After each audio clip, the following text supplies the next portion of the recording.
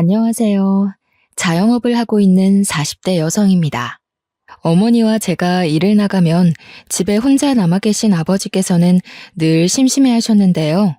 사연 채널을 소개시켜드린 후부터는 심심하지 않다고 좋아하시네요. 더 이상 집에 혼자 있는 것이 싫지 않다면서요. 행복해 하시는 아버지를 볼 때면 아직도 우리 가족이 화목하게 산다는 것이 꿈만 같습니다. 한편으로 불안하기도 하고요. 행복을 잡는 것은 뜬구름을 잡는 것처럼 매우 어려운 일이지만 불행이 찾아오는 건 한순간이니까요. 기억도 안 날 만큼 어린 시절부터 시골에서 자랐습니다.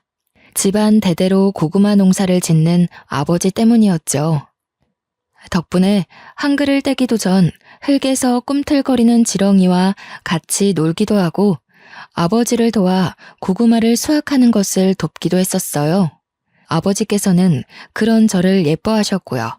아버지는 해가 뜨기도 전 제일 먼저 일어나 작업복을 입으시고 밭으로 향하셨어요. 아버지가 밭으로 출근을 하시면 어머니도 덩달아 바빠지셨습니다. 아버지와 인부들이 드실 새참을 만드셨거든요. 되면 어머니는 1시간 동안 만든 음식을 정성스레 보자기에 싸 아버지에게 전달해 주셨습니다. 그렇게 어머니가 주신 새참을 먹고 나면 아버지께서는 또 해가 저물 때까지 일을 하시고 제일 늦게 집으로 들어오셨고요. 하지만 가끔 아버지가 끝나는 시간과 학교가 끝나는 시간이 맞물리면 같이 집으로 올 때도 있었습니다. 어릴 때는 경운기를 끌고 오는 아버지를 보면 반가웠지만 교복을 입기 시작하면서부터는 그런 아버지가 창피하게 느껴질 뿐이었네요. 멀끔한 정장을 입고 승용차를 몰고 오는 친구들의 아버지와 달리 저희 아버지는 항상 허름한 작업복 차림에 흙으로 범벅이 된 경운기를 끌고 오셨으니까요. 할아버지 때부터 쓴 경운기는 느린 주제에 시끄러운 소리를 내었는데요. 그게 너무 창피하더군요. 주변 사람들이 모두 경운기를 타는 저 아버지를 보는 것 같은 기분도 들었습니다. 그래서 생각했어요. 차라리 고구마 농사가 망해서 아버지도 다른 친구들의 아버지처럼 양복을 입고 출근을 했으면 좋겠다고요. 사춘기 못된 반항이 뿐이었는데 하늘은 글쎄 제 소원을 냉큼 이뤄주시더군요. 여느 때와 같이 문을 열고 집으로 들어가는데 그날따라 집안 공기가 조금 이상했습니다. 아버지는 넋을 놓은 채 바닥에 앉아 계셨고 옆에 계신 어머니는 아예 절을 하듯 몸을 수그려 결혼을 잘못했다면서 가슴을 치고 계셨죠. 주변을 돌아보니 TV며 가구까지 보이는 가구에는 전부 다 빨간 딱지가 붙어 있었습니다. 4인용 의자가 놓인 식탁 앞에 서 있자 어머니가 한 말씀 거두셨고요. 정연아, 우리 이제 길거리에 나앉게 생겼다. 글쎄 잘난 네 아버지가 도박한 친구가 불쌍하다면서 냉큼 보증을 섰지 뭐냐. 그것도 자그마치 3억이나 되는 돈을. 돈 나올 구멍이라고는 그나마 네 할아버지가 물려준 밭에서 나오던 고구마밖에 없었는데 이제 우리는 뭘 먹고 사니? 원래도 마음씨 좋기로 마을에서 유명하던 아버지는 친구가 빚더미에 앉아 이혼 위기에 처하자 무척 안타까워하셨는데요. 빚보증은 절대로 서면 안 된다는 엄마의 말씀을 무시하고 홀랑 친구의 빚보증을 서주신 것이죠. 아버지는 무조건 친구를 믿었고요. 하지만 어머니의 예상처럼 아버지가 빚보증을 서자마자 아버지의 친구는 그대로 야반도주를 해버린 것이었죠. 그 후 아버지께서는 어떻게든 고구마 밭만은 지키려고 노력을 하셨어요. 하지만 3억이란 큰 돈을 구할 수 없었던 아버지께서는 어쩔 수 없이 할아버지 때부터 지켜온 고구마 농장이 다른 사람 손에 넘어가는 것을 보고만 있어야 했네요. 고구마 밭을 날린 후 시리에 빠진 아버지께서는 밥도 안 먹고 매일 술로만 연명하면서 사셨어요. 학교가 끝난 후 집에 가보면 거실에는 언제나 초록색 소주병이 굴러다녔습니다. 그 옆으로는 얼굴이 벌개진 아버지께서 술에 취해 주무시고 계셨죠. 어머니는 술독에 빠진 아버지를 대신해 다른 농장의 인부로 일하며 생활비를 버셨어요. 하지만 그마저도 오래 가지는 못했고요. 아버지의 반대가 심했거든요. 신랑은 하나밖에 없던 땅 날려서 맨날 잠도 제대로 못 자고 있는데 아내라는 인간은 다른 집 농사를 도와주면서 돈을 벌어? 당신 지금 나 무시하는 거야? 돈도 못 벌고 친구한테 땅이나 날린 등신 같은 놈이라서 무시하는 거냐고. 그게 아니면 당신이 어떻게 연말 김씨 농장에 가서 일을 할 수가 있어? 왜? 김씨 농장 고추가 풍년이라 삭값도 많이 받았다던데. 밭도 날리고 돈도 못 버는 신랑 버리고 김씨네로 재혼이라도 하려고? 왜? 많고 많은 일 중에서 김씨 농장 고추나 따나 했더니 속셈이 따로 있었던 거야. 늙은 영감탱이랑 재혼할 바에는 젊고 돈도 많은 김씨한테 가기로 마음먹은 거지. 왜? 내가 당신 마음을 꿰뚫어서 할 말이 없나 보지? 정 김씨랑 합치고 싶으면 내 밭이나 찾아놓고 가. 나는 뭐 좋아서 땡볕에서 하루 왼종일 고추나 따는 줄 알아? 다른 남자 밑에서 일하는 게 싫으면 당신이 나가서 돈이라도 벌어오던가. 친구한테는 3억도 빌려줄 만큼 마음 넓으신 분이 돈도 못 버는 남편 덕분에 피부가 까매지도록 일한 아내한테는 왜 이렇게 야박하나 몰라? 바다 같은 마음은 다 친구한테 퍼나르고 남은 건 빚밖에 없는 양반이 뭘 믿고 이렇게 떳떳한지. 나였으면 창피해서라도 열심히 일할 텐데 당신 같은 남자랑 사는 내 인생이 불쌍해. 뭐야? 이 여편네가 누구 덕분에 이날 이때까지 편하게 산 줄도 모르고. 편하게 살아? 누가? 내가? 잠도 못 자고 손가락이 구부러지도록 새벽부터 일어나서 음식 싸는 게 호강하고 산 거냐? 어머니와 아버지는 하루가 다르게 싸움을 하셨습니다.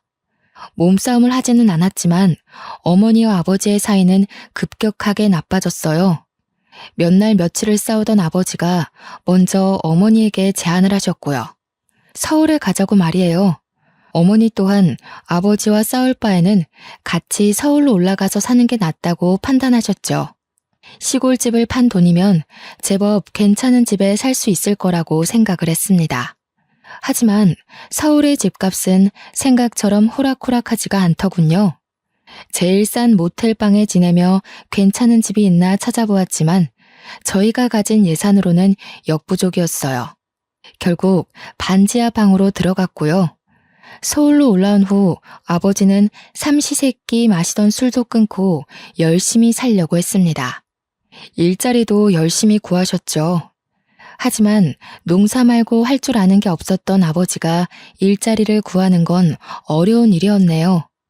할 줄 아는 것이 없던 아버지는 일용직 노동자로 일을 하러 가셨는데요. 그날 일이 있은 후 아버지가 일자리를 구하는 일은 없었습니다. 아버지는 공사 현상에서 불구가 되셨거든요. 공사 현상에서 떨어진 콘크리트를 허리에 정통으로 맞으신 아버지는 손 쓸 틈도 없이 불구 판정을 받으셨어요. 회사에서는 과실을 인정하며 치료비와 보상금을 주었지만 저희 가족은 한숨만 쉴 뿐이었네요. 회사에서 지급한 금액이 아버지의 인생을 책임질 만큼 큰 금액은 아닌 거잖아요. 아버지가 경제활동을 할 수 없게 된 후 어머니와 집안의 생계 유지는 어머니와 저의 몫이 되었어요. 하지만 어머니는 불구가 된 아버지를 돌봐드려야 했기에 어쩔 수 없이 저는 집안의 가장이 되어야 했습니다. 대학교를 가고 싶었지만 다른 선택지가 없었어요. 그래서 고등학교를 졸업한 후 작은 중소기업의 경리로 일하며 집안의 생활비를 책임졌죠. 하지만 고작 경리로 일해 번 월급은 세 식구의 생활비를 하기에는 턱없이 부족했습니다. 그 후 어쩔 수 없이 기초생활수급자를 신청하게 되었고요.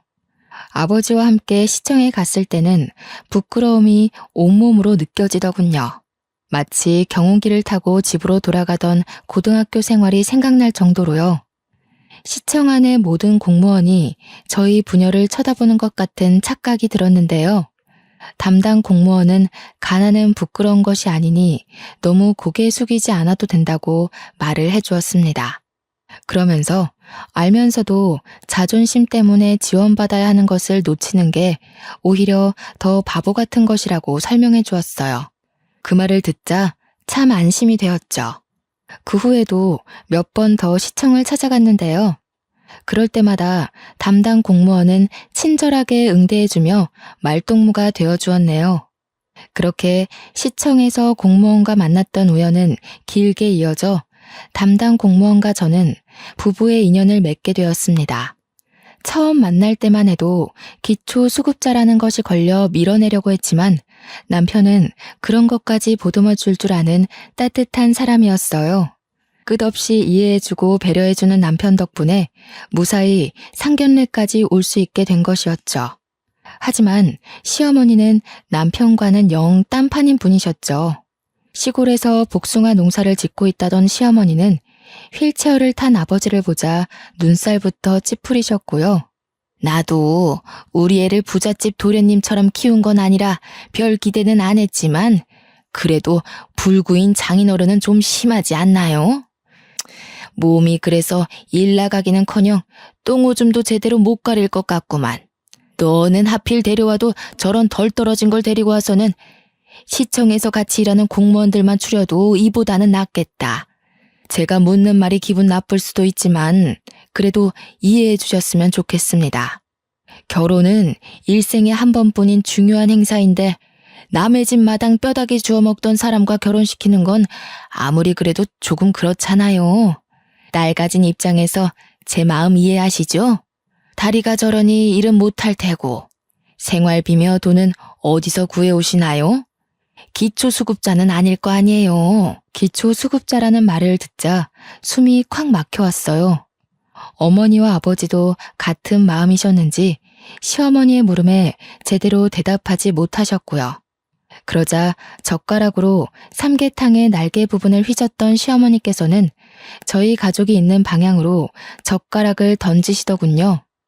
젓가락이 떨어지며 삼계탕 국물이 얼굴 위로 몇 방울 튀겼지만 그 자리에서 얼굴을 닦을 수도 없었습니다. 이미 화가 잔뜩 난 시어머니께서는 씩씩거리면서 자리에서 일어나셨으니까요.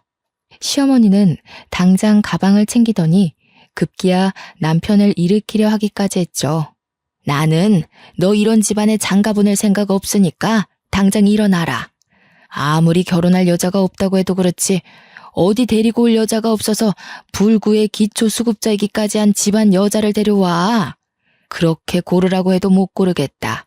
어쩜 꾸질꾸질해도 이렇게 삼박자라 잘 맞아 떨어지는 집 애를 데리고 오다니. 차라리 머리를 깎여서 저를 보내고 말지. 어디 이런 근본도 없는 상놈의 집이랑 사돈을 맺자고 하는지. 그쪽도 그러시는 거 아니죠. 딸내미가 아무 생각 없이 멀쩡한 남의 집 아들이랑 결혼을 한다고 했으면 말려야 되는 거 아닙니까? 기초수급자가 뭐 그리 잘난 게 있다고 뻔뻔하게 휠체어까지 밀고 들어옵니까? 왜요? 우리 아들 데려다가 그쪽 남편 똥오줌 가리는 머슴으로 들이려고요? 창피하게 진짜 왜 그래? 장인어른이랑 장모님 기초수급자이긴 해도 얼마나 열심히 살려고 노력하는 분들인데 장모님은 청소부 일하시면서 돈 버시고 아버님은 집에서 일거리 찾으신다고. 아이고 그래. 남의 변기 닦고 집에서 궁상 떤 돈으로 서울에 집 한 채 뚝딱 살 수 있겠다. 이 멍청한 자식아. 너 저 집에 장가가면 그대로 노예되는 거야. 없는 집에서 돈도 못 받고 장인어른 똥수발이나 하고 네가 하는 게 염전 노예랑 다를 게 뭐냐? 그깟 사랑? 지금이야 눈 뒤집혀서 다 감당할 수 있다고 해도 그게 몇 년이나 갈 것 같냐? 사랑 그거 잠깐이야. 서울 깍쟁이로 한평생 살아오던 나는 왜 지금 시골 촌구석에서 복숭아 농사나 짓고 있는데? 너는 옆에서 엄마를 봤으면서도 아직도 정신을 못 차려? 그럼 이미 임신했는데 어쩌라고. 뱃속에 생긴 애 지우기라도 할까? 여자한테 잡혀 사는 호구가 어디 있나 했더니 그게 내 아들이었어. 정신 차려 이거사. 수박 안에 씨도 없는 자식이 어떻게 애를 가지게 해? 너 지금 저 불려시 같은 거한테 속고 있는 거야. 시어머니께서는 기어코 못 믿겠다면서 유전자 검사를 해보자고 제안하셨어요. 막무가내로 나오는 시어머니 때문에 저는 임신한 지 3개월 만에 유전자 검사를 하게 되었고요. 결과는 당연히 남편의 아이가 맞았습니다. 그걸 보자 시어머니께서는 발목을 잡혀도 단단히 잡혔다면서 통곡을 하셨죠. 그렇게 유전자 검사를 한 후 결혼을 허락받음과 동시에 시어머니에게 미운 털이 단단히 박히고 말았네요. 임신을 한 탓에 결혼식을 조촐하게 치러줬어요. 하객 또한 가까운 가족들만 모시고 했고요. 부모님께서는 어디서 살지를 제일 많이 걱정하셨지만 남편이 공무원인 턱에 공무원 임대 아파트에 살 수 있었습니다. 시골에서는 주택에서 서울에 올라온 후로는 반지하를 전전하며 살았는데 아파트에 살다 보니 좋은 점이 많더군요. 깔끔한 집 구조와 아침이면 눈부신 햇살을 볼 수 있는 것 모두가 좋았지만 가장 좋았던 것은 깨끗한 화장실을 쓸 수 있다는 것이었어요. 반지하 집에서 살 적에는 여기저기 곰팡이 핀 화장실을 이용했었거든요.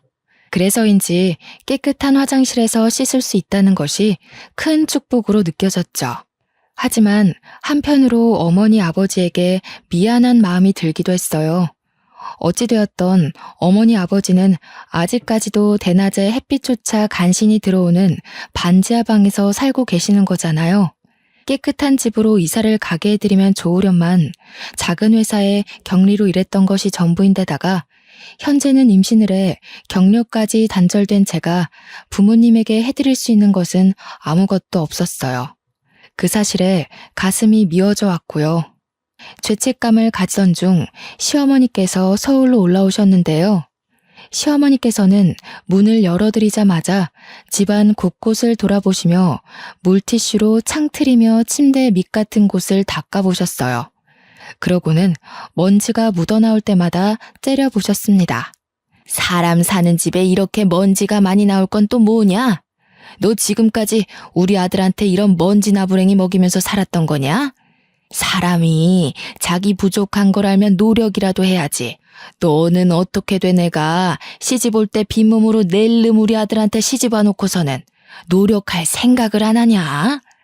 이래서 집안 환경이 중요한 건데 자기가 돈 벌 생각도 안 하고 남의 피땀 흘려 세금이나 축내는 부모 밑에서 컸으니 어디 남의 등골 빼먹는 거 말고 또 뭘 배웠겠냐? 제가 요즘 입덧이 심해서 누워만 있었더니 죄송해요. 몸 나아지면 바로 집 깨끗해지도록 노력할게요. 어디 내 배에 있는 애만 금태라도 두르고 나왔던? 뭐가 그리 까다로워? 어디 내 엉덩이에 꿀이라도 발라놓은 거냐? 그러지 않고서는 어떻게 사람이 돼가지고 침대에만 꿈쩍을 않고 누워있을 수가 있어? 몸이 힘들다고 한들 밖에서 일하는 우리 아들보다 힘들까? 안 되겠다. 너 당분간 내 밑에 내려와서 일솜 좀 거들면서 시골에서 지내라. 부모한테 나쁜 것만 배운 버릇을 단단히 고쳐놔야지. 막달이라 안 된다고 했지만 시어머니께서는 그렇게라도 결혼하게 해준 은혜를 갚으라고 하셨습니다. 계속 거부를 하자 시어머니께서는 남편에게 전화를 하셨고요. 일 시킨다는 이야기를 쏙 뺀 시어머니의 말에 남편은 시골에 내려가 쉬엄쉬엄 놀다 오라며 오히려 시골에 가는 것을 대찬성하는 눈치였어요. 믿었던 동아줄까지 끊겼기에 어쩔 수 없이 막달의 몸으로 시골에 끌려가게 되었죠. 시골에 내려가자 마음의 준비를 할 틈도 없이 지옥이 펼쳐지더군요. 아침부터 복숭아 농장에 할 일이 많다며 5시도 안 되는 시간에 깨웠거든요. 복숭아 가지치기부터 시작해 복숭아 포장까지 모든 것을 일주일 안에 끝내야 했기에 쉴 수 있는 날은 없었습니다. 오히려 잠이라도 5시간 이상 자는 것이 감지덕지할 지경이었죠. 이미 시골 근방에서 못돼 먹은 농사꾼으로 이름을 날린 시어머니께서는 유난히도 저를 괴롭히셨는데요. 오죽하면 같이 일하던 아주머니들께서 며느리와 시어머니의 관계가 아닌 8년 노예와 주인의 관계로 볼 지경이었어요. 아주머니들은 제 처지가 기고하다며 다 같이 혀를 차주었습니다. 그럴 때마다 시어머니는 인기척도 없이 나타나 한마디씩 톡톡 쏘아붙이셨죠. 기초수급자 집안 주제에 언감생심 맨 몸뚱이로 시집왔으면 밥값은 해야지. 여주댁이나 김포댁이 애 하는 꼴을 못 봐서 불쌍하다는 소리를 하는 거야. 가난하게 태어났으면 눈치껏 빠릿빠릿하게 행동하기라도 해야 되는데 하는 짓은 어디 잔뜩 여물이나 쥐어먹은 소마냥 퍼져가지고 그 꼴 보면 괜찮던 머리가 뇌까지 울린다니까. 에이, 그래도 너무했지. 며느리가 밥을 소마냥 쌀 한 포대씩 먹어치우는 것도 아니고 요즘 같은 시대에 시골 내려와서 시어머니 일손도 돕는 며느리가 세상 천지에 어디 있어? 뱃속에 떡 귀한 손녀까지 턱하니 가졌다며. 며느리 밉다고 너무 구박하지 말어. 며느리는 어디 가난하고 싶어서 그런감? 이왕 한 거 옆에서 잘해줘. 혹시 알아? 며느리가 벼락부자 돼서 시어머니 복숭아 농장이 아니라 강남의 백화점으로 출근 도장 찍어줄지. 아이고, 이런 맹추가 길거리에 이부자리나 안 펴면 다행이지. 돈 버는 것도 재주 좋고 교육 잘 받는 사람들이나 그런 거지. 요즘은 용도 집안 가려가면서 나온다고. 이런 별 볼 일 없는 집안에서 용이 나겠어? 지렁이 마냥 하는 것도 없이 꾸물대기라도 안 하면 몰라. 시어머니의 억지는 일하던 아주머니들의 혀를 내두를 정도로 막무가내였습니다. 하지만 시어머니만큼은 여전히 자기가 무슨 잘못을 했는지 모르는 눈치였어요. 출산일이 한 달도 남지 않은 시점에서 무리하게 일을 하니 배가 뭉치는 걸로도 모자라 항상 아파왔죠. 그렇지만 시어머니께 말할 엄두는 나지 않았네요. 시어머니께서는 분명 꾀병이라며 일을 더 시킬 것이 분명했으니까요. 시어머니 말대로 기초 수급자 집안인데다가 혼수라고는 뱃속에 아이밖에 없으니 몸으로 때우는 수밖에 없었어요. 어떻게든 시어머니를 이해하려 노력했는데요. 시어머니께서 혼자도 아닌 둘이 지내고 있는 집에 새로운 남자친구를 끌고 들어온 후 그 마음은 불에 타버린 듯 흔적도 없이 사라지고 말았네요. 시어머니의 남자친구를 봤을 때의 충격은 말로 표현하지 못할 정도였어요. 아버지의 돈을 떼먹고 도망가버린 아버지의 친구였거든요. 아저씨를 본 순간 갈비 양념을 묻히던 손으로 다짜고짜 멱살부터 잡았습니다. 왜 우리 아버지의 돈을 뜯어먹고 도망갔냐면서요. 그러자 당황한 아저씨는 시어머니만 쳐다볼 뿐이었어요. 뒤에 있던 시어머니는 당장 떨어지라며 머리채를 잡았죠.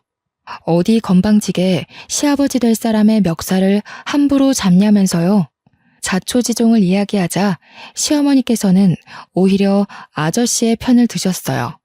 저희 가족이 남의 세금이나 파먹는 기초수급자가 된 건 다 저 아저씨 때문이라고요. 그런데도 어떻게 제 편을 들어주기는커녕 아저씨 편을 들 수가 있으세요? 아저씨만 아니었으면 저희 가족 서울로 올라올 일도 없었고 저희 아버지 허리 다쳐서 불구되실 일도 없었어요. 그게 왜 이 사람 탓이냐? 따지고 보면 네 부모가 멍청하게 털컥 보증부터 선 잘못이지. 사기도 멍청한 놈들이나 당하는 거야. 지혜비가 배운 것 없이 멍청한 짓 한 걸 엉뚱한 사람한테 씌우고 있구나. 시어머니께서는 저희 부모님이 멍청해서 당한 거라며 오히려 아저씨 편을 드시더군요. 아저씨 또한 시어머니의 태도에 힘을 얻어서인지 궁금하지도 않은 변명을 터진 입으로 줄줄이 말했고요. 사람이 너무 어이가 없으면 실수부터 터진다고 했던가요? 시어머니 아저씨의 뻔뻔한 태도를 보자 헛웃음이 터져나왔습니다. 그 모습을 지켜보던 시어머니께서는 드디어 실성을 했다면서 혀를 차셨고요. 시어머니와 아저씨를 노려보고 있는데 갑자기 살살 아랫배가 아파왔어요. 꾀병을 부린다는 시어머니의 말을 들으니 때에 맞춰 양수가 터졌죠. 어쩔 수 없이 집안을 망하게 한 원수를 눈앞에 둔 채 병원에 실려가게 되었네요. 자궁문이 열리지 않은 탓에 제왕절개로 아이를 낳을 수밖에 없었습니다. 남편은 딸을 낳았다는 말에 서울에서부터 한 걸음에 달려왔죠. 남편은 눈도 제대로 뜨지 못한 딸을 안으며 너무 예쁘다며 시어머니에게 넘겨주려 했지만 시어머니는 정색하며 아들을 밀어냈어요. 고추도 안 달고 나온 거 뭐가 예쁘다고 안아보냐? 애는 자연분만 해야 머리도 똑똑하고 잘 산다고 하던데 하필 처대를 제왕절개로 낳을 건 뭔지. 에휴, 보나마나 지엠이 닮아서 멍청하기만 하겠지. 너는 살림 미천 낳아놨으니 몸조리 다 하면 아들이나 하나 더 낳아라. 쓰레기장에서 주워왔어도 저도 암탉이라고 애는 낳을 수 있으니 아들도 금방 낳겠지. 너도 바보처럼 자꾸 애한테 정주지 말고. 손자놈 태어나면 질투할 게 뻔한데 벌써부터 오냐오냐 하면서 버릇 나쁘게 길들이지 말어라. 시어머니는 딸아이가 꼴도 보기 싫다는 듯 굴었지만 남편은 그저 자기 자식이 태어났다는 것만으로도 좋다며 해벌쭉 웃음을 지었어요. 그 모습을 본 시어머니는 한숨을 푹푹 내쉬었고요. 그러고는 남편에게 몇 푼 되지도 않는 공무원 생활을 때려치고 시골로 내려와 같이 복숭아 농사나 짓자 하더군요. 반대했지만 민원인으로 스트레스를 받던 남편은 시어머니의 제안을 수락했습니다. 청천벽력 같은 소식이었어요. 아이만 낳으면 서울로 돌아갈 수 있다는 생각 하나로 이악 물고 버텼는데 이 지옥 같은 곳에서 계속 살아야 되는 거잖아요. 딸아이와 함께 서울로 올라온 후 남편을 설득하기 위해 노력했죠. 하지만 남편은 집에서 신랑이 벌어다주는 돈으로 편하게 사는 사람은 자기 마음을 이해하지 못한다면서 오히려 타박을 하였네요. 그러면서 자기는 기초생활수급자인 부모님을 둔 것도 이해해 주었으니 이 정도는 그냥 덮고 넘어가자고 했고요. 시골에서 내려온 후로는 시어머니 댁에서 살게 되었습니다. 남편은 공무원 옷을 벗고 난 후 밀린 잠을 다 자는 듯 12시가 넘어서야 간신히 일어나 점심을 먹었어요. 남편의 수면 시간은 서울에 살 때보다 늘어났지만 저는 그 반대였네요. 아이에게 모유를 먹이고 아침 준비를 하고 농사일을 거두려면 6시에 일어나는 것도 벅찼거든요. 한숨도 자지 못하는 것도 꼭두 새벽부터 일을 하는 것도 모두 다 힘들었지만 정말 힘든 것은 따로 있었어요. 아버지를 기초수급자로도 모자라 불구로 만들어버린 아저씨와 같이 사는 일 말이에요. 시어머니께서는 아예 아저씨와 결혼이라도 할 것처럼 굴며 얼마 전부터는 살림까지 합치셨죠. 처음에는 미안한 기색을 보이며 설거지라도 하려던 아저씨는 어느 순간부터 시아버지 노릇을 하며 여기저기 부려먹었습니다. 이제라도 돈을 갚으라고 말을 해도 배째라는 식으로 굴며 자신도 알거지라고 말을 하더군요.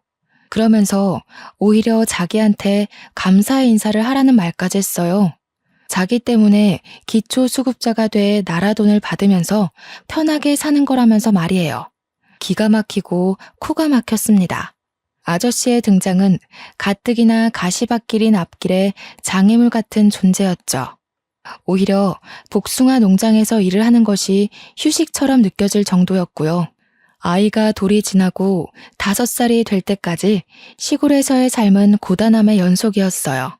그러던 중 서울에 계신 어머니께서 제가 있는 시골로 내려와 살고 싶다는 이야기를 하셨습니다.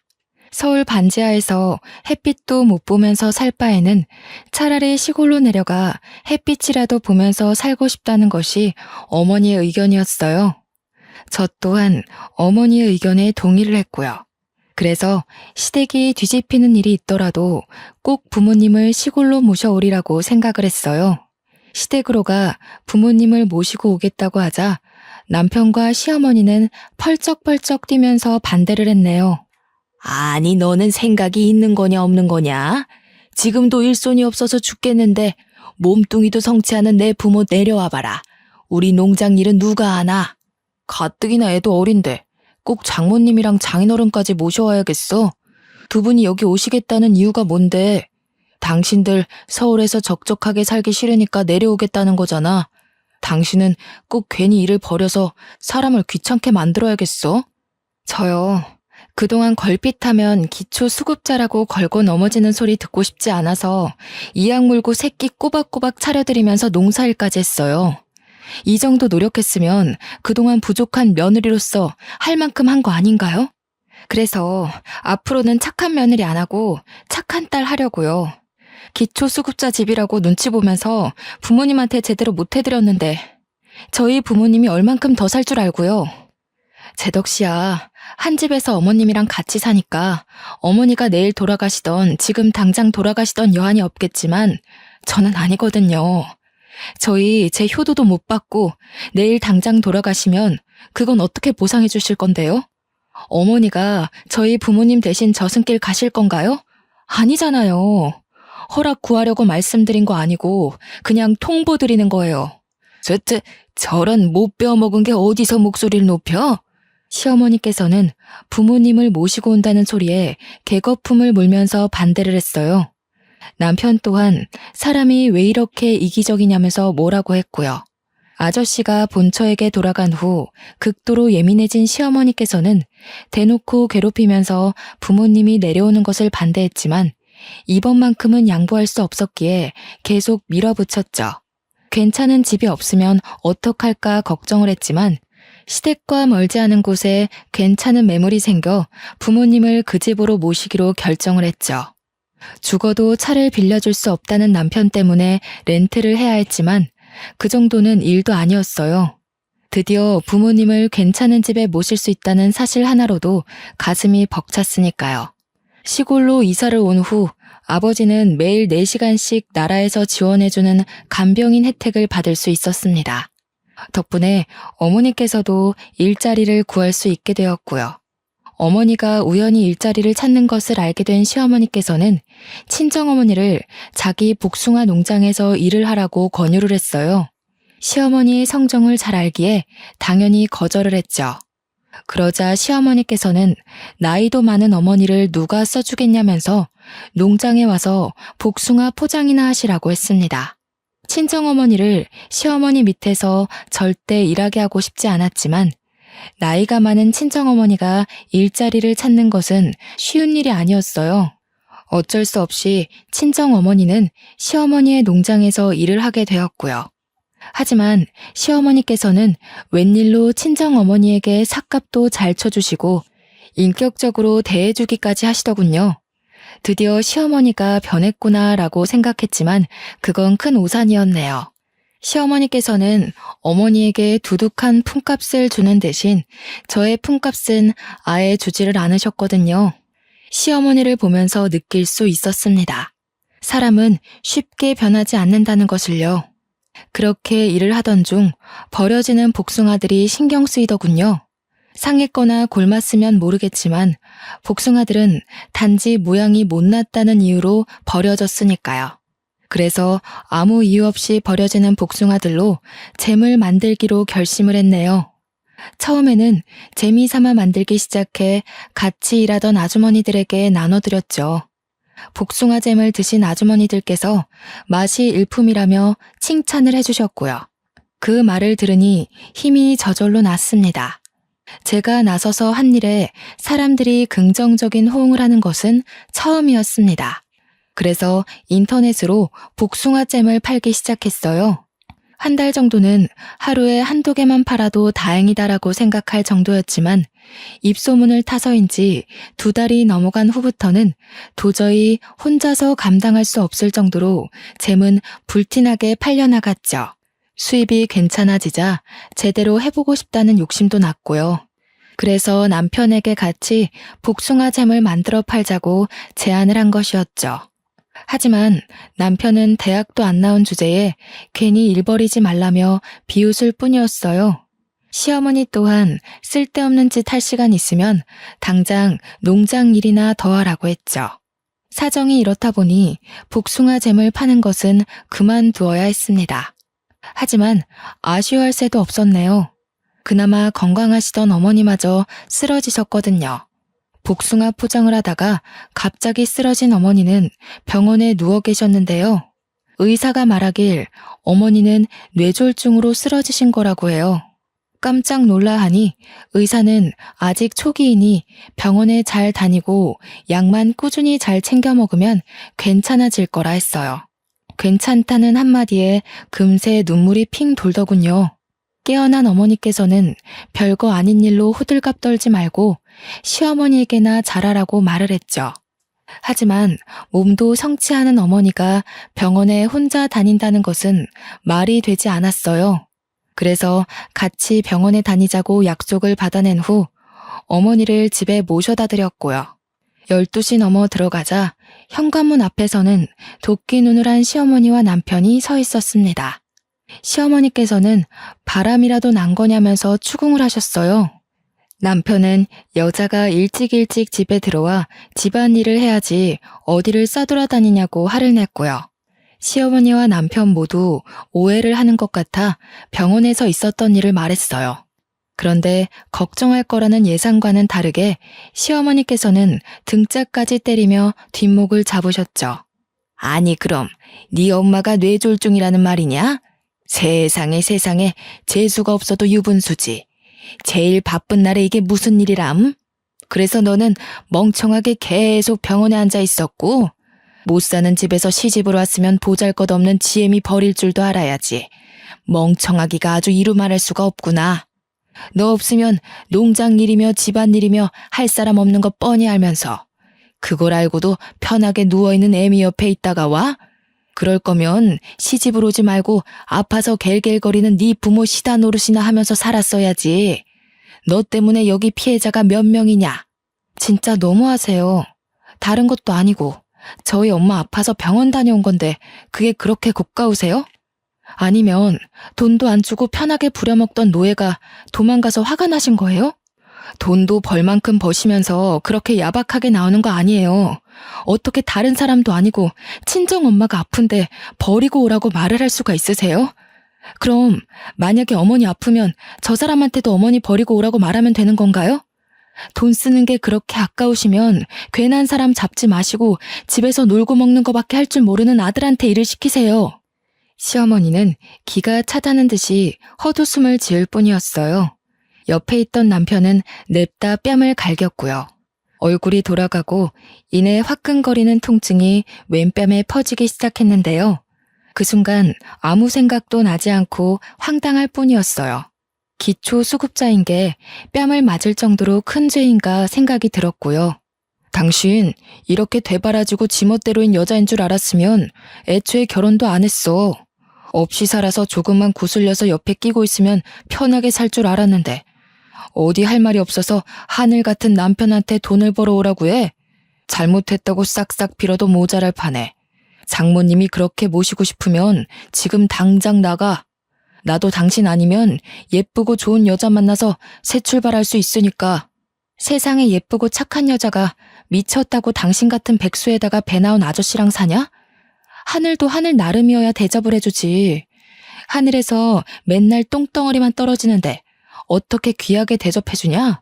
그리고 요즘에는 땅값이 금값인 거 몰라? 하늘 그거 높아봐야 돈도 안 돼. 나도 이렇게 된 거 당신 같은 사람이랑 못 사니까 깔끔하게 갈라서. 신땀한 헌신이 제 발로 나가준다는데 우리야 아주 고맙지. 당장 내일 중매쟁이한테 전화나 넣어봐야겠다. 우리 아들 곧 혼자 된다고. 혹시나 해서 말하는데 나갈 거면 저 짐덩어리도 같이 데리고 가라. 우리 아들 새장가 갈 때 방해될 수도 있으니까. 시어머니는 딸아이를 가리켰습니다. 오히려 감사했죠. 자기 아들 핏줄이라며 절대 안 내줄 줄 알았는데 딸아이를 그냥 넘겨주다녀.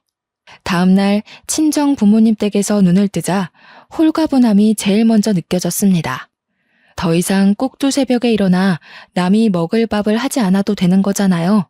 이혼을 하면 이제 남아도는 것은 시간이었기에 다시 복숭아잼을 만들어 팔기로 마음을 먹었는데요.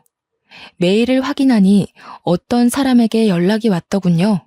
자신의 농장에서 나는 복숭아로 잼을 만들면 안 되냐면서요. 좋은 기회였기에 당연히 승낙을 했죠. 그런데 알고 보니 그 농사꾼의 정체는 시어머니가 그렇게 싫어하던 앞마을 복숭아 아줌마였습니다. 복숭아 아줌마는 저를 보자 시어머니가 있는데 괜찮냐고 되물었지만 이혼할 사이니 괜찮다고 대답을 한 후 아줌마의 제안을 흔쾌히 받아들였죠. 남편과는 협의 이혼을 하기로 결정을 했습니다. 딸아이가 있었기에 3개월이란 이혼 숙려 기간이 있었는데요. 마음 같아서는 숙려 기간이고 뭐고 당장 갈라서고 싶은 마음이 굴뚝 같았죠. 하루라도 빨리 징글맞은 시댁과 남이 되고 싶었으니까요.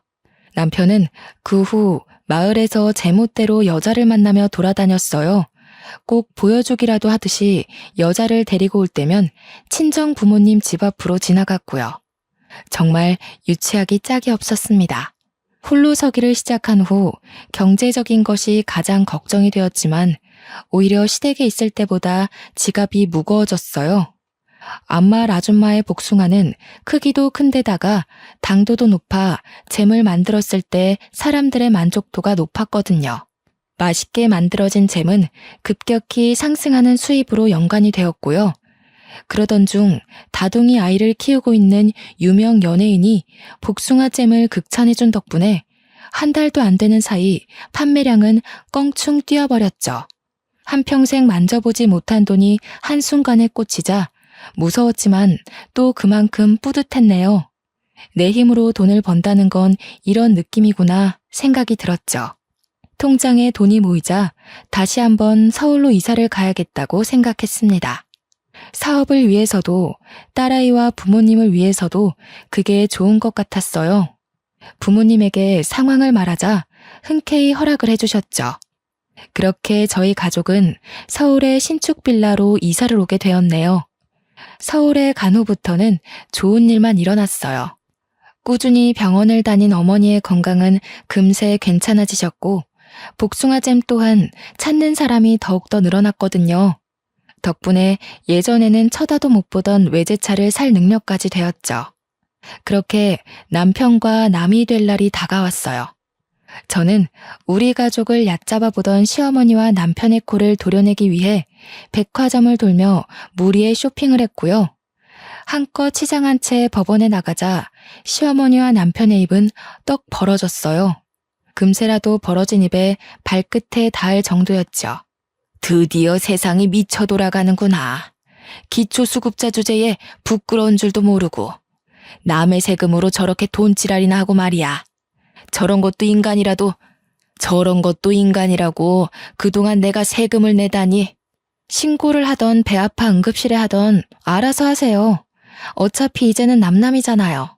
그리고 이제야 드리는 말씀인데 어머니 돈도 있으시면서 옷 입는 스타일이 너무 촌스러우세요. 오죽하면 처음 보는 사람도 농사하는 사람이냐고 말했겠어요. 어머니가 시골 촌뜨기 출신인 건 알지만 여기는 서울인데 그래도 최소한 격식 있는 복장을 입으셔야죠. 지금 입은 꼴은 당장 밭으로 달려나가 소 곱비나 잡게 생기셨잖아요. 뭐야? 너랑 아예 안 보고 살겠다고 막말을 하는구나. 네가 이러고도 가만히 있을 것 같아? 너 같은 년 신고해서 거리에 나앉게 하고 말 거야. 네, 어머니 마음대로 하세요. 알아서 잘 살 테니까. 시어머니는 삿대질을 하면서 머리를 잡아뜯을 기세로 달려들었어요. 남편은 그런 시어머니를 말리며 말을 가려 하라며 호통을 쳤고요. 상대할 가치도 없어 무시하는데 타이밍 좋게 어머니가 외제차를 끌고 등장하셨습니다. 부잣집 사모님같이 꾸민 어머니의 모습을 본 시어머니는 너무 놀라 뒤로 자빠지셨고요. 거지 주제에 무슨 돈이 있어서 저런 비싼 차를 산 거야? 너 이제 하다하다 도둑질까지 하는 거냐? 아범아, 당장 경찰서에 전화부터 넣어라. 남이 낸 세금으로 호강하던 기초수급자들이 이제 도둑질까지 한다고. 저런 것들은 깜빵에 쳐넣어야 되는 거야. 그래, 분수에 맞지도 않는 비싼 옷 입을 때부터 알아봤어야 하는 건데 내가 이럴 줄 알았지. 남의 돈에 손 뻗을 생각까지 하고 돈독에 아주 발끝까지 뻗쳤구나. 거지가 돈 욕심내면 어떻게 되는지 톡톡히 알려줘야지. 우리 딸이 돈 벌어서 산 건데 무슨 문제 있소? 그러게, 사돈도 우리 딸내미가 같이 잼 만들자고 했을 때 동참을 하셨어야죠. 괜한 사람 누명 씌워서 가뜩이나 일 많은 경찰들 피곤하게 하지 말고 그냥 가던 길 마저 가세요. 복숭아잼 이야기를 듣자 시어머니 안색은 한순간에 퍼렇게 질리셨어요. 충격이 어찌나 크셨는지 112가 찍힌 핸드폰까지 바닥에 떨구셨고요. 그러더니 시어머니께서는 이렇게 외치셨습니다. 이 이혼은 무효야. 그동안 내가 너를 얼마나 많이 도와줬는데 뼈 빠지게 고생한 시애미를 모른 척해? 뼈가 삭으셨으면 가서 사골국이나 푹 삶아 드세요. 괜히 헛소리나 찍찍하지 마시고. 이제 치매까지 오신 거 아니에요? 고생은 제가 다 했는데 왜 생색은 어머니가 내세요? 그 닭부리 같은 입으로 쪼던 것도 도와준 거라고 생각하시는 거예요? 마음 같아서는 가사노동한 것까지 물어서 위자료 청구하고 싶지만 그래도 가치 산정을 생각해서 참는 거예요. 고마운 줄이나 아세요. 옷을 탁탁 털고 어머니가 몰고 온 외제차에 올라타자 온몸으로 통쾌함이 느껴졌습니다. 드디어 기초 수급자라고 무시하던 시어머니와 남편에게 제대로 복수를 해준 것이잖아요. 그 후 남편은 몇 번이나 전화해 재결합을 하자고 요구를 했어요. 딸아이를 생각해 부부의 인연을 이어가자면서요. 알고 보니 남편은 사업을 한다고 설치며 시어머니 농장의 절반을 홀랑 팔았던 것이었죠. 하지만 끈기도 없고 게으른 남편이 사업을 해 잘 된다는 건 말이 안 되는 일이었죠. 시어머니 또한 남편과 합세하여 은혜도 모른다며 욕설을 퍼부었는데요. 그냥 두 모자를 차단했네요. 현재 저는 개인 사무실과 작은 공장을 가질 정도로 잘 나가고 있답니다. 깨끗한 집으로 퇴근 후 가족들과 즐거운 시간을 보내고 있고요. 혼자서 돈을 벌어보니 알겠더군요. 세상에 돈이 전부는 아니지만 나를 지키고 더 나아가 소중한 사람을 지키기 위해서는 꼭 돈이 필요하다는 걸요. 현재 시댁에 대한 스트레스를 받는 분들이 계시다면 꼭 자기 힘을 돈부터 벌어보셨으면 좋겠습니다. 경제적 독립을 해야 내 목소리를 낼 수 있는 힘이 생기는 법이거든요. 아무튼 저의 긴 사연 들어주신 여러분 감사합니다.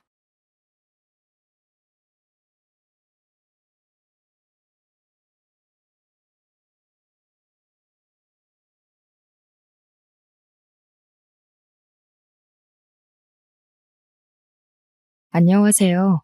저는 막 이혼 소송 승리를 마치고 이 승소의 기쁨을 공표하기 위해 글을 쓰게 된 이혼녀입니다. 앞으로 제 앞에 서류를 뗄 때면 이혼이라는 오점이 찍히겠지만 저는 그게 그렇게 행복할 수가 없어요. 남들이 제 인생에 혀를 끌끌 찰지도 모르겠죠. 하지만 제게 이혼줄은 단연 승리의 표식이기도 합니다. 저는 이혼녀라고 해서 그게 손가락질 받아 마땅하다는 생각해 본 적 없습니다. 제가 그런 부분에서 많이 접할 수밖에 없는 직업을 갖고 있어서 그럴지도 몰라요. 사정이 어떻든 간에 저는 상처를 딛고 새 삶의 기회를 얻은 이혼녀들의 사정을 모두 응원합니다. 제 스스로 가정하고 있는 제 가게의 단골 손님들이 축복해주고 있는 성공 스토리를 들려드리도록 하겠습니다. 저는 키즈 카페를 운영하고 있는 사장입니다. 제 매장은 기업이 아닌 개인 사업이라서 다른 키즈 카페 치고는 작은 규모예요. 그래도 다른 키즈 카페와 다른 점이 있다면 우리 카페에는 토끼 공원이 있다는 겁니다. 키즈 카페가 단층 건물로 있는데 거기 옥상에 제가 토끼 공원을 만들어 놨어요. 다른 매장과 차별을 두기 위한 저만의 고유 개성이었죠. 당연히 제 카페가 처음부터 장성했던 건 아닙니다. 몇몇 손님들의 후기로 SNS로 오르더니 어느 순간 확산돼서 예약으로 받아야 할 정도로 쭉쭉 성장해온 거예요. 첫 사업치고 성공적인 결과였어요. 규모가 더 컸다면 훨씬 많은 수익으로 돌아왔겠지만 제가 원하는 건 돈보다는 저의 만족이었기 때문에 여윳돈이 충분했음에도 굳이 규모를 확장하진 않았습니다. 그렇다고 연봉이 정착해 있던 편도 아니었습니다. 당시 연봉은 대기업 연봉의 2배라고 얘기하면 이해가 쉽겠네요. 저의 카페는 서울 외곽에 있었고 도심의 화려한 카페들과 달리 폐가를 개조해서 만든 카페라서 전문가의 손길로 이루어진 곳보다는 허름한 형태입니다. 그래도 제가 1년 고생하여 직접 손봐서 만든 카페이기에 제게만큼은 무척 소중한 자산이에요. 저희 카페는 오는 사람마다 예약을 받아야 할 만큼 인기가 있었지만 인적이 드문드문한 위치에 있어서 종종 단골 손님들이 제 주머니 사정을 걱정할 때가 있어요. 내부 사정 모르고 겉만 보기엔 좀 형편에 부치는 처지처럼 보이긴 했습니다. 키즈 카페를 하는 거라 아이들을 데리고 오는 손님들 뿐이었는데 그렇다는 건 어른들은 전부 부모라는 거잖아요. 그래서 미혼인 제게 더 잔소리 같은 조언을 많이 해주셨던 것 같아요. 제 당시 나이가 36살이지만 저는 결혼보단 뒤늦게 정착한 이 생활이 너무 만족스러웠어요. 해서 손님들 그렇게 물을 때마다 형편에 부치지 않을 만큼만 잘 먹고 살고 있다고 말하기 일쑤였죠. 저는 손님들과 친하게 지내지만 굳이 손님들에게 제 여건을 알리지 않는 편이었습니다. 아이들은 너무 귀엽고 토끼처럼 예뻐도 그 부모들은 이미 사회에 찌들 만큼 찌들어서 바라보는 시선들이 부정적인 경우가 태반이었거든요. 또 남의 인생에 간섭하면서 결혼 생활 스트레스를 풀기 때문에 굳이 뭐든 알리고 싶지 않았습니다. 이건 친정 엄마의 조건이기도 했어요. 어줍잖은 집안의 아빠와 결혼해서 갑갑한 시댁살이를 하다가 이혼을 한 엄마는 늘 외동딸인 저에게 대학을 졸업하자마자 결혼에 대한 조심성을 가르쳤습니다. 처음에는 그게 마냥 엄마의 속풀이인 줄 알았어요. 그런데 31살에 준비해서 차린 키즈 카페를 운영하면서부터 애기 엄마들의 조언이 엄마가 해주는 인생 조언과 같은 레파토리라는 걸 깨달았는데요. 특히 돈 조심해요. 이혼한 게 자랑은 아니지만 부부든 가족이든 돈이랑 바람이 항상 문제야. 성격 차이? 그것도 돈이랑 바람에 비하면 세 발의 피지. 그때부터 저는 더더욱 결혼할 생각과는 멀어졌습니다. 엄마랑 손님들의 조언은 저더러 결혼하지 말라는 소리와 같게 들렸거든요. 만약 제가 결혼에 꿈이 있는 사람이었다면 그 말들이 유용한 정보이긴 했어요. 문제는 제가 결혼 생각이 없다 보니 전부 잔소리로 들렸지만요. 키즈 카페다 보니까 주로 시간적으로 여유 있는 엄마들이 아이들을 데리고 토끼 구경을 하다 갔는데요. 한날은 아빠 되는 사람이 토끼 같은 딸내미를 데리고 방문한 적이 있었습니다. 아빠들이 아이를 데려오는 경우가 종종 있긴 해도 엄마 손님에 비해 빈번하지 않아서 저는 한 번 오는 아빠 손님들 얼굴을 웬만하면 기억하는 편입니다. 그날 그 남자가 딸이랑 되게 잘 놀아주는 모습을 보면서 한 번은 그런 생각이 들었어요. 세상에 저런 아빠들만 있었다면 우리 엄마도 이혼을 안 했으려나 싶더라고요. 그만큼 그 남자가 참 가정적이고 아이한테 살가운 타입이었다는 겁니다. 그렇게 그 남자는 2번, 3번 예약을 해왔고 4번째 예약을 했을 때 그 남자의 딸이 제게 고자질하듯 느닷없는 발언을 했습니다. 은별이는 토끼 보러 오는 거 아니에요. 삼촌이 이모 좋아한대서 자꾸 저 데리러 와요. 저는 토끼보다 강아지가 더 좋거든요. 근데 삼촌이 이모 보고 싶은 거면서 자꾸 토끼 보러 가자고. 남자가 급하게 은별이라는 아이 입을 막았지만 당연히 이미 다 들은 상태였죠. 그건 규모 작은 매장 탓에 내부 손님들까지 다 듣게 되었어요. 어찌 보면 공개 고백이었다는 거예요. 하지만 제게는 그 사실보다 좀 더 놀라웠던 부분이 있었습니다. 그 남자가 아이 아빠가 아니라는 것이었어요. 삼촌 조카 사이였다는 사실이 살짝 당황스럽긴 했습니다. 제가 남자를 쳐다보자 남자는 얼굴 시뻘개져서 토마토 주스 2잔 결제해달라고 카드를 내밀었어요. 미세하게 손까지 떨고 있었습니다. 그 모습이 은근 순수하게 다가왔고 저는 결국 웃음이 터졌죠. 그게 시작이었어요. 연애를 쉰 것도 오래지만 연애를 하더라도 워낙 들은 것이 많아서 결혼 생각은 없을 줄 알았거든요. 그런데 제게 결혼하고 싶은 남자가 생길 줄은 몰랐네요. 남자 나이는 40살이었고 제 나이 36살이었습니다. 저희는 시작하면 결혼을 전제로 만나야 하는 인연이기도 했어요. 그렇다고 하더라도 의무를 갖지 않고 편한 마음으로 시작을 했는데 어쩌다 보니 연애한 지 1년도 안 되어 결혼을 하게 되었습니다. 남편에게 크게 흔들렸던 이유는 그동안 지켜보면서 매 순간 느꼈던 건데 자기 조카를 바라보는 시선이 너무 가정적이고 진심이더라고요. 제가 키즈 카페를 운영하는 이유가 아이가 좋아서도 있었기에 저처럼 아이에게 진심인 남편의 모습이 멋있게 다가왔습니다. 그래서 남편과 저를 닮은 아이도 빨리 낳고 싶었고, 남편에게 반했던 그 가정적인 모습을 기대하기도 했어요. 그러나 아이 문제와 돈 문제는 다르다는 걸 결혼을 하고 실감하게 되었습니다. 결혼 조언을 많이 듣고 보는 관점이 넓어진 저에게도 이렇게 결혼 생활에 문제가 생기는데 아마 결혼 생활에 문제없는 부분은 없지 않을까 싶네요. 남편이 달라졌다고 느꼈던 첫 번째 이유는 바로 소비 부분 때문이었습니다. 결혼하기 전에는 남편이 길을 쓰며 제게 돈을 쓰자고 했고, 제가 결제하는 걸 다 맡고서 무조건 자신이 사겠다고 했거든요. 그런데 저를 다 잡은 물고기라 여겼던 건지 결혼하고 한두 달 뒤 슬슬 내빼기 시작하더라고요. 딸기 먹고 싶다. 자기 나 딸기 좋아했던 거 기억나지? 작년철에 자기가 사다 줬었잖아. 이번에는 마트에 딸기가 좀 빨리 나왔더라고.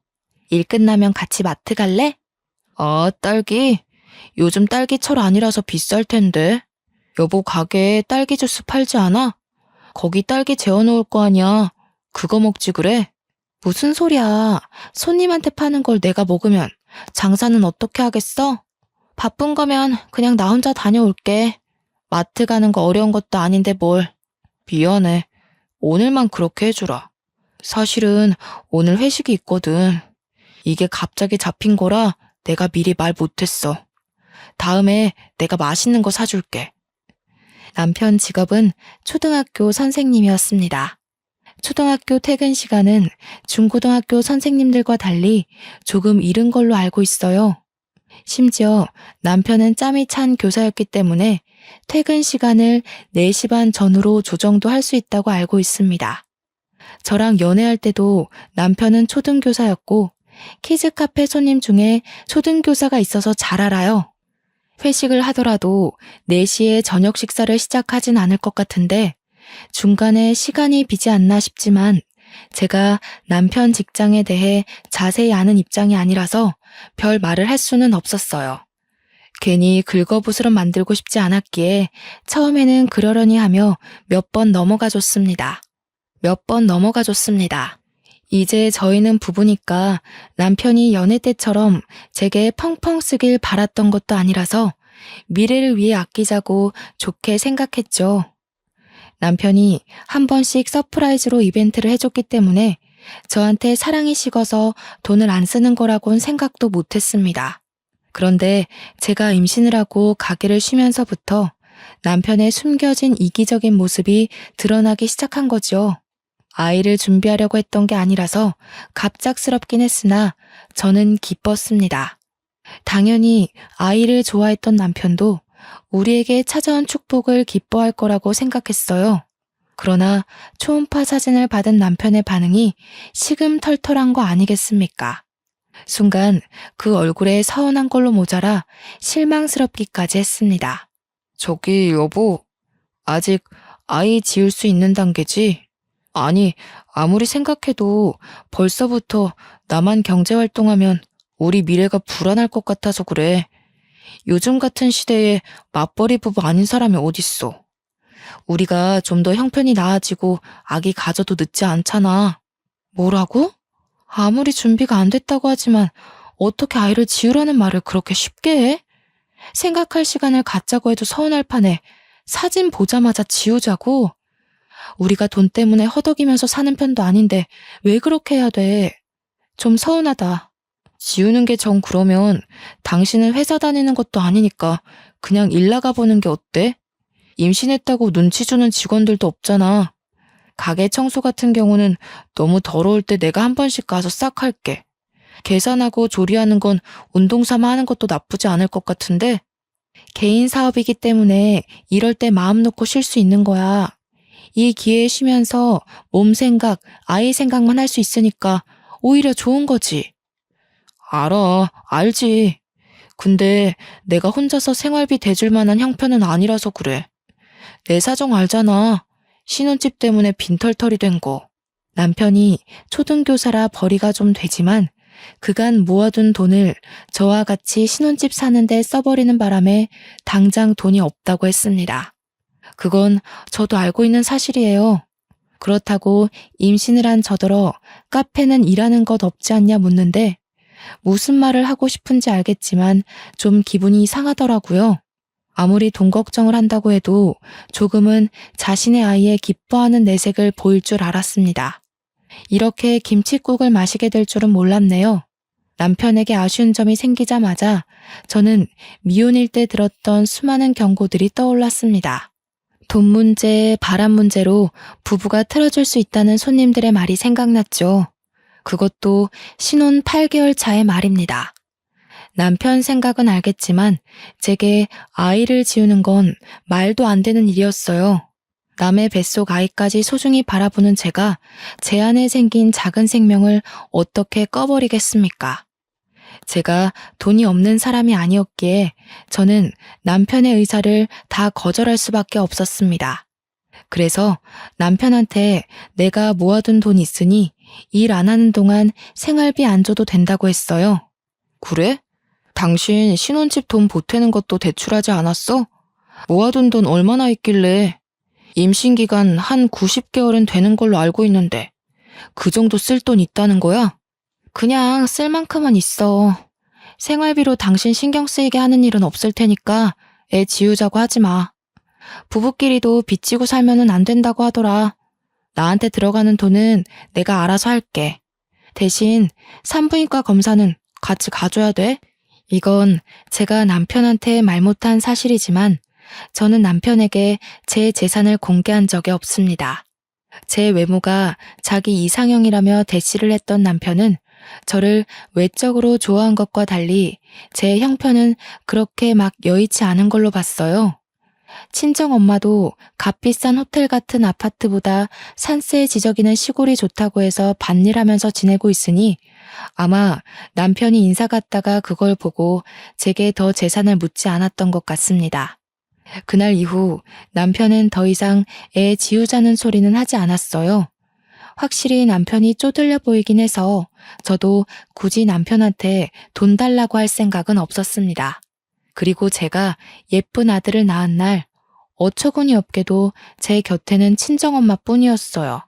남편은 그날 학부모 참관 수업 때문에 오질 못했고 시댁에선 원래부터 저를 탐탁지 않아 했으니까요. 시댁은 저희 집안 형편 때문에 당시만 해도 계속 자기 아들이 가난한 집에 팔려간다고 생각했어요. 돈이 중요한 거 알겠는데 한편으론 참 각박한 현실이 씁쓸하더군요. 아이를 낳으면서 평소보다 돈이 더 많이 들어가는 건 당연한 거잖아요. 평소보다 돈이 더 많이 들어가는 건 당연하잖아요. 그래서 제가 이것저것 사다 놓은 물건도 집안에 차차 쌓여갔습니다. 그런 와중 남편 행동이 진짜 웃겼던 게 제가 혹시 생활비를 달라고 할까봐 그 비슷한 주제로 대화가 시작되려고 하면 자리를 슬쩍 일어나더라고요. 그래도 신혼 한두 달 차까지는 제게 관리비며 집에 들어가는 생활비며 먼저 챙겨주면서 가장으로서 역할을 톡톡히 보여줬거든요. 근데 시간 갈수록 티나게 내빼기 시작하는 거 있죠?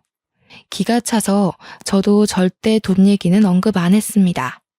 제가 남편한테 돈을 달라고 할 것도 아니고 제 수중에 돈이 없는 것도 아니었으니까요.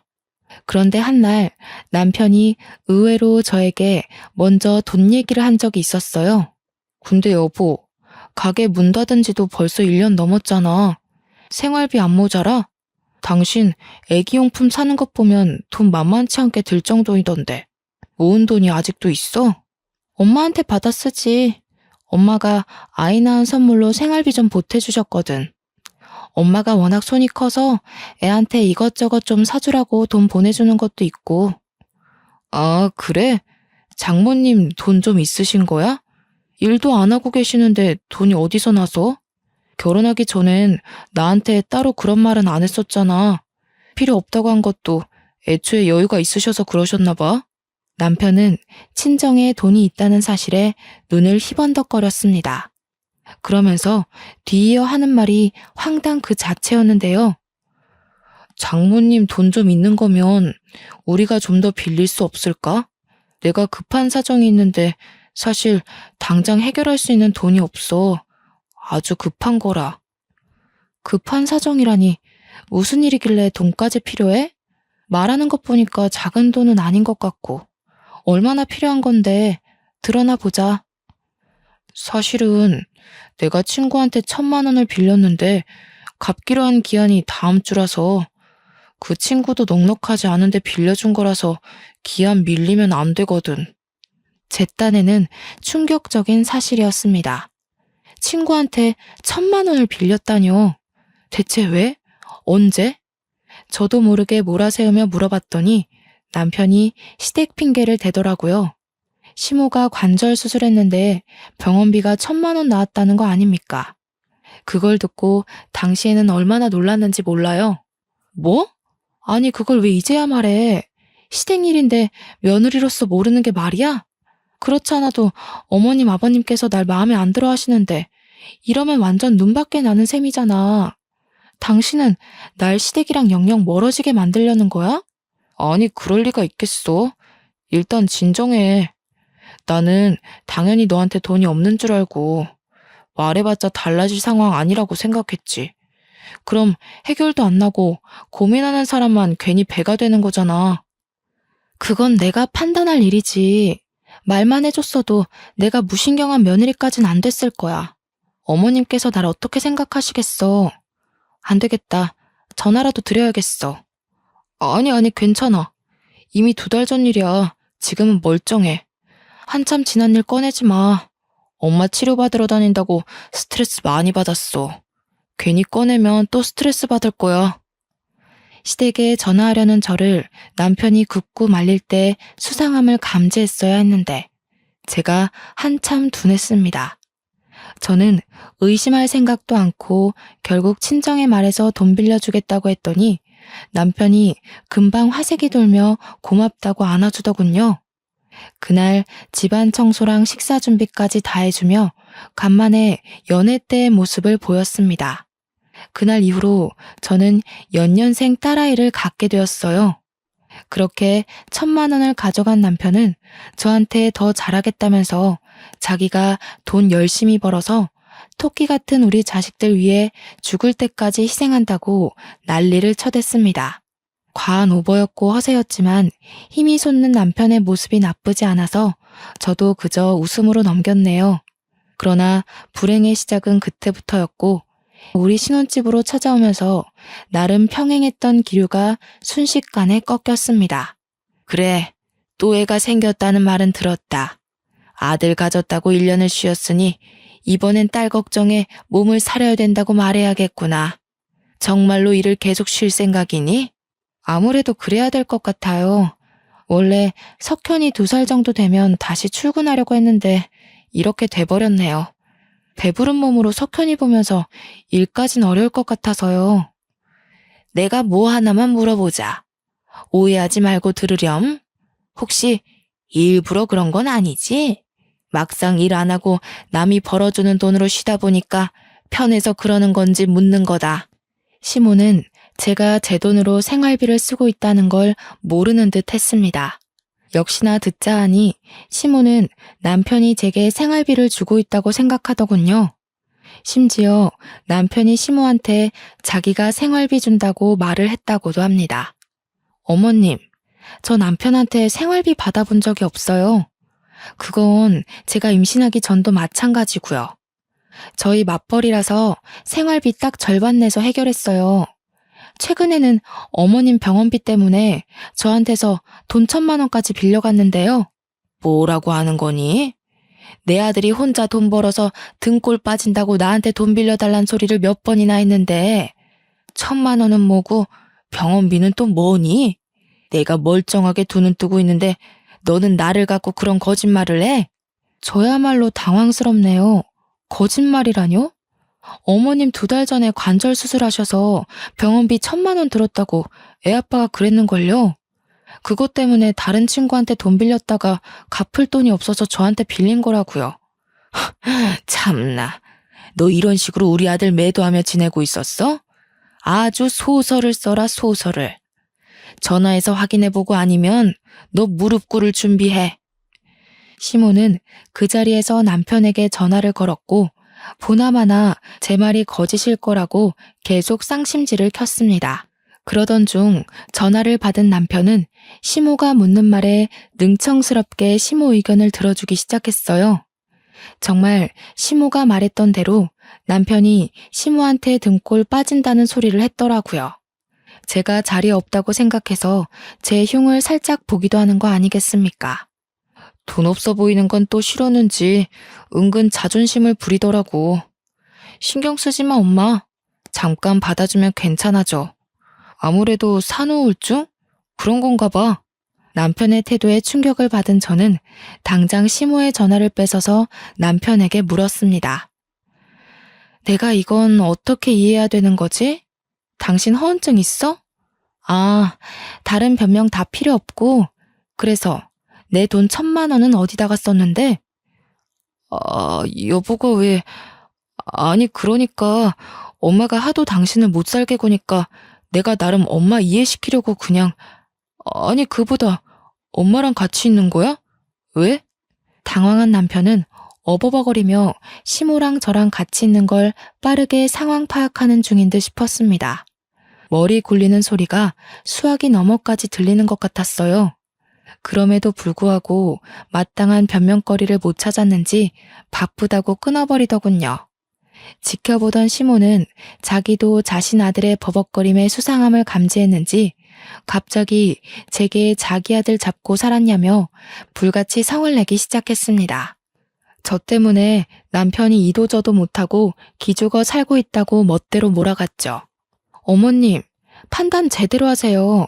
지금 어머님 아들이 배불리 출근하고 있는 거 다 제 돈이에요. 못 믿으시겠으면 앞으로 증명해드려요? 남편이 어머님 집 가서 밥 얻어먹게 만들어야 제 말 믿겠어요? 뭐라고? 네가 드디어 본색을 드러내는구나? 내가 너 처음부터 별로라고 생각했어. 코딱지만한 게 가게 하나 하면서 그런 것도 사장이라고 떵떵거릴 때부터 성격 만만치 않다는 걸 알았다고. 돈 1,000만 원도 없어서 여기저기 고개 숙이며 굽신거리는 어머님 아들보단 제가 떵떵거릴 만하지 않나 싶은데요. 어머님 지금 이러시는 거 남편한테 하나도 도움 안 되는 거예요. 뭐야? 돈 1,000만 원 가지고 엄청 자랑질 해대네. 우리가 1,000만 원이 없긴 왜 없어? 우리 집을 뭐로 보고. 시골 총구석에 산다는 네 엄마보다 도심 한가운데서 교사 엄마 소리 듣는 내가 더 잘 살아. 1,000만 원 그까짓 건 뭐라고. 우리 아들한테 그 정도는 껌값이야. 그럼 그 껌값 좀 돌려받아야겠다고 하면서 저는 당장 종이와 펜을 가져왔습니다. 그리곤 시모한테 아들이 싼 똥 교사 엄마가 좀 처리해달라고 예의 없게 말했어요. 그러니 시모가 건방지게 어른한테 뭐 하는 짓이냐고 더 열을 내더군요. 돈 없는데 괜히 자존심 부리는 거 맞죠? 못 갚을 것 같으면 그냥 마세요. 대신 제가 남편을 무슨 취급을 하든 신경 끄시고 저희 친정이랑 저 함부로 모욕하는 일도 없어야 할 겁니다. 제가 시모 신경을 살살 긁어주니 제 분에 못 이겨 차용증을 막 휘갈겨 작성했습니다. 그리곤 제게 펜을 던지면서 이게 다 거짓말이면 고소할 거라고 하며 집을 박차고 나갔어요. 얼떨결에 차용증을 얻어냈지만 저는 이걸로 1,000만 원 문제를 끝내지 않았습니다. 그래서 1,000만 원은 대체 어디에 쓰였는지가 계속 궁금했어요. 무조건 알아내야 할 것 같은 촉이 왔죠. 사람에게 불행이 닥치면 하나의 능력이 생긴다고 오감과 육감이 바짝 서면서 머리가 팽팽 돌기 시작했습니다. 그러다 키즈 카페 손님들이 알려준 이혼의 계기가 되는 이유 2가지가 떠올랐어요. 바로 돈 문제와 바람 문제였습니다.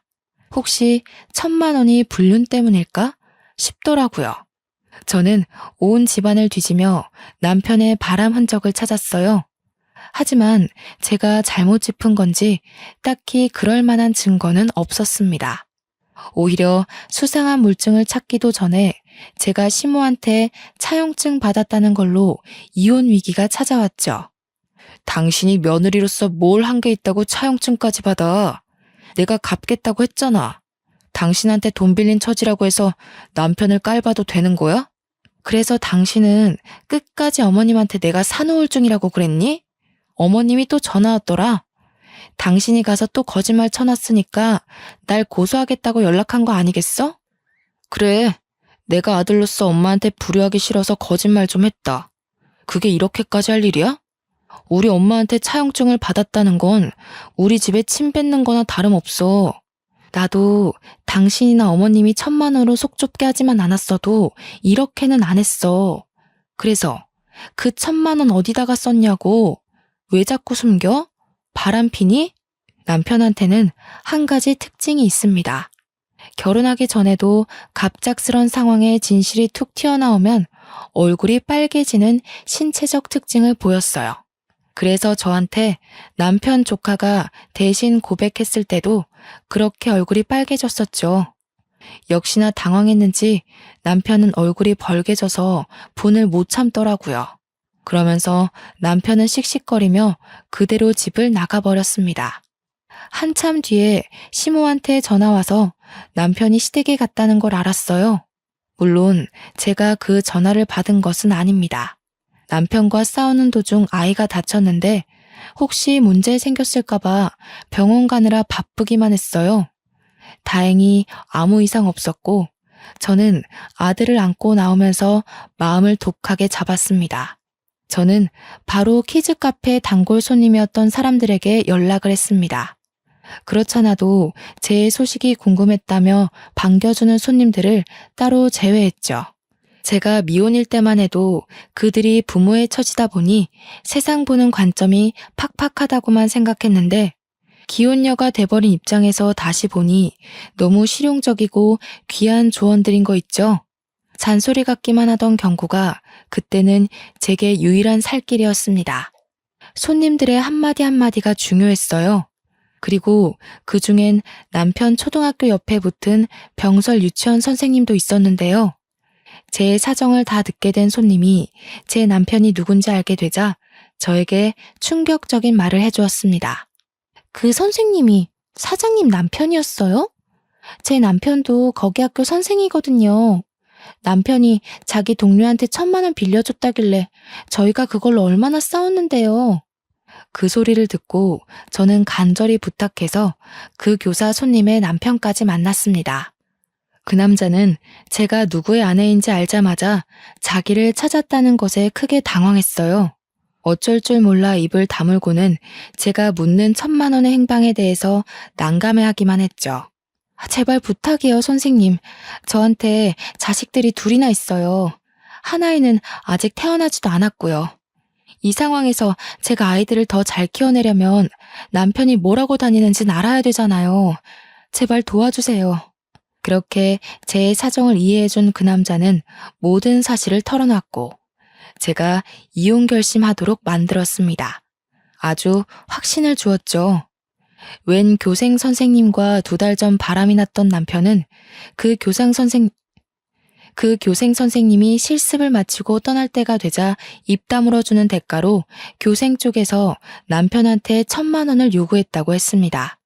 남편은 자기의 교사 명성 때문에 어쩔 수 없이 1,000만 원을 줘서 입막음 시켰다고 해요. 저는 이 모든 사실을 녹음하고서 친정을 가장 먼저 찾았고 아들만 맡긴 뒤에 제 돈으로 변호사까지 고용해서 시댁을 찾아갔습니다. 남편이 출근할 시간대쯤 찾아갔어요. 일부러 지각하게 만들려고요.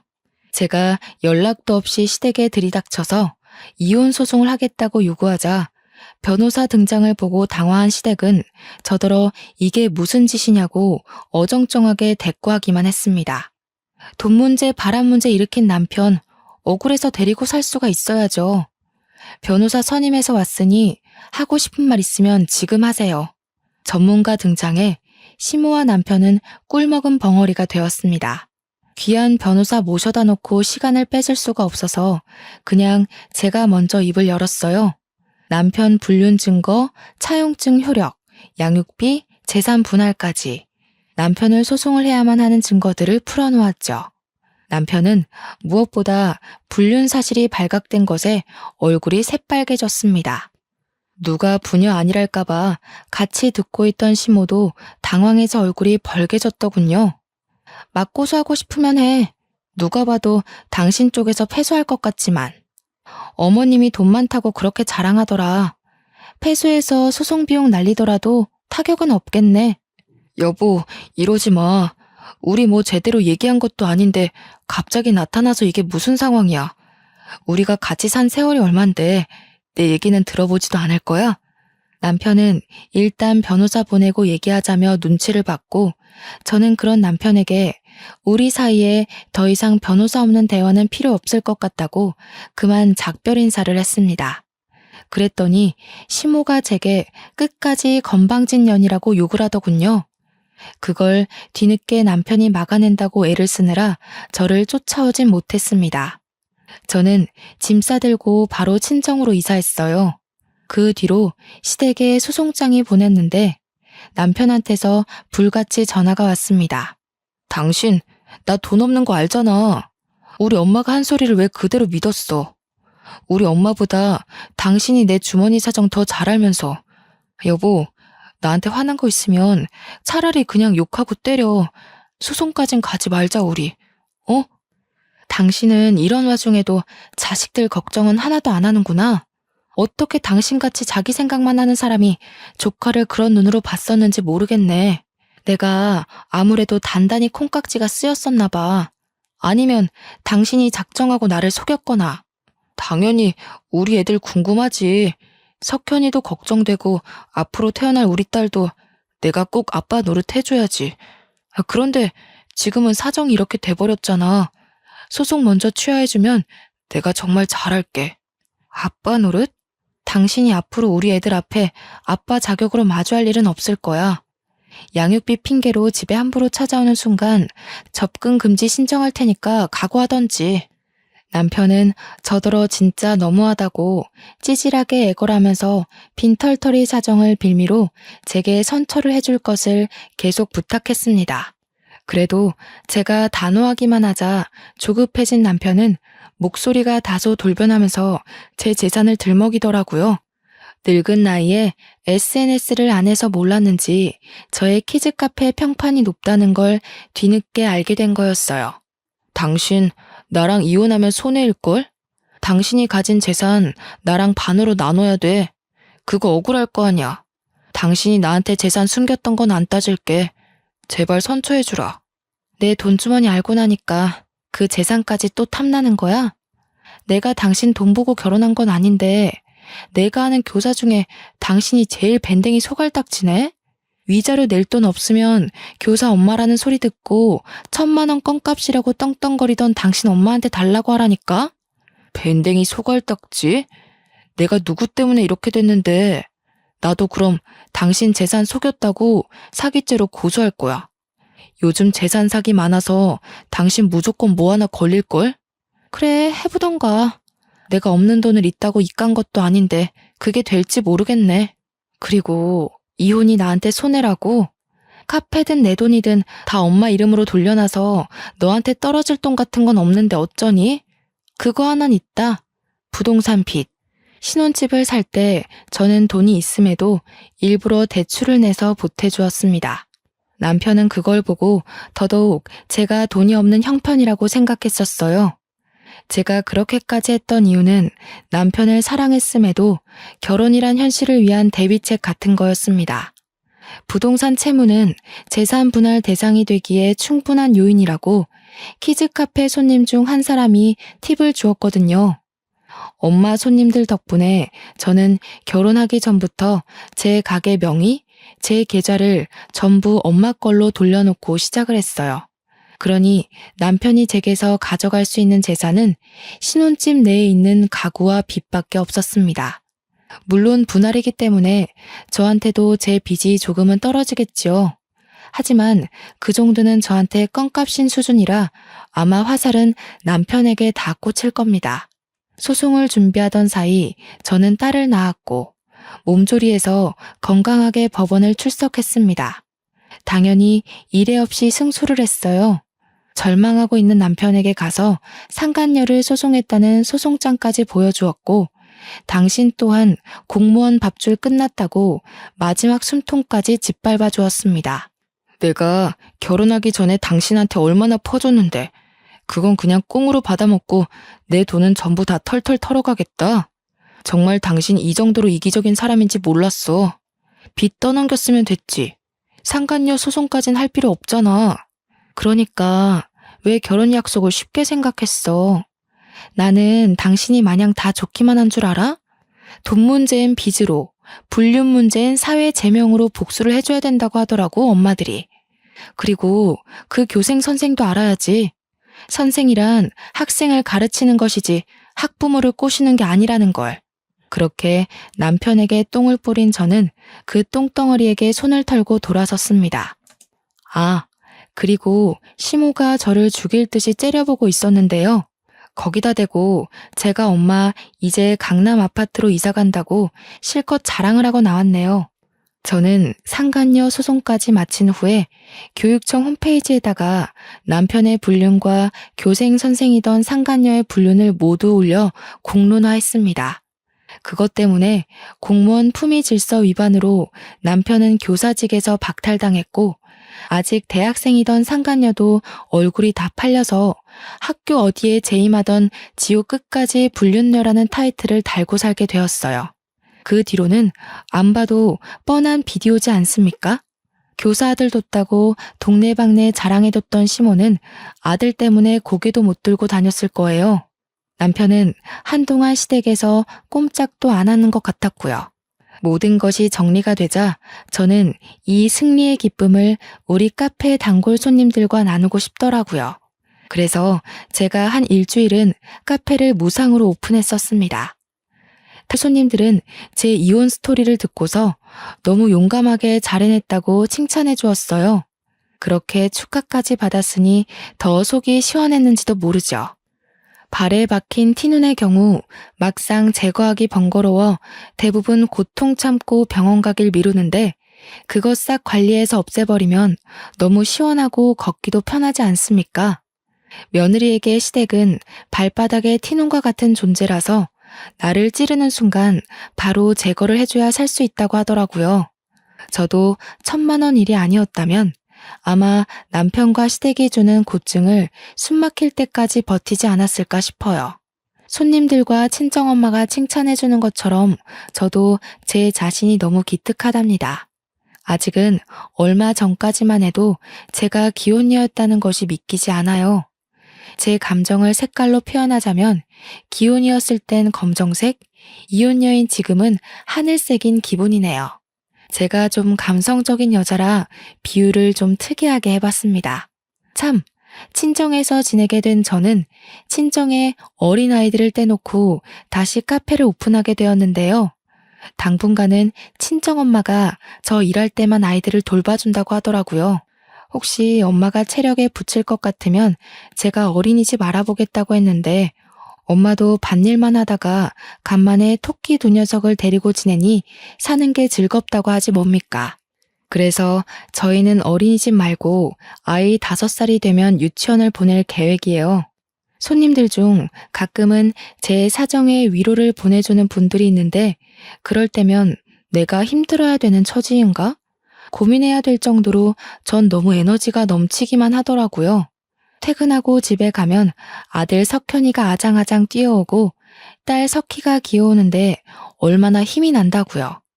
경제적으로 여유가 있으니까 남편 빈자리가 느껴지지도 않고 편하기만 하던걸요. 이혼으로 인해서 기쁨을 크게 얻었지만 그렇다고 제게 이혼이 마냥 쉬웠던 건 아닙니다. 저도 이혼을 결정하기까지 어떤 길이 저와 아이들을 위한 미래인가를 많이 고심했어요. 남편의 변심도 시댁이 주는 은근한 스트레스도 모두 상세히 작성하기에 분량 조절이 안 되어서 함축시켰던 거지, 저도 많이 울고 서러웠습니다. 물론 제가 남편한테서 정을 빨리 뗀 편은 맞는 것 같아요. 그랬으니 털고 일어나는 기간도 그만큼 짧았던 게 아니었나 싶어요. 카페에 엄마 손님들을 통해서 결혼 스트레스, 이혼 스토리 등등 많이 들어서 결혼이 평생 꽃길이 될 수 없다는 걸 알고 시작했는데도 이렇게 제대로 쫑이 나버리니 웃음밖에 안 나옵니다. 역시 결혼에는 잘 살겠다는 마음의 준비가 필요 없고 오히려 어떻게 잘 끝을 볼까를 준비하는 게 나의 미래를 위한 안전장치가 아닌가 생각합니다. 이혼을 자랑처럼 썼다고 해서 이혼을 선동하는 것이 아니란 걸 꼭 이해해 주세요. 글을 쓰는 시간 동안 너무 즐겁고 두근거렸습니다. 들어주셔서 감사합니다.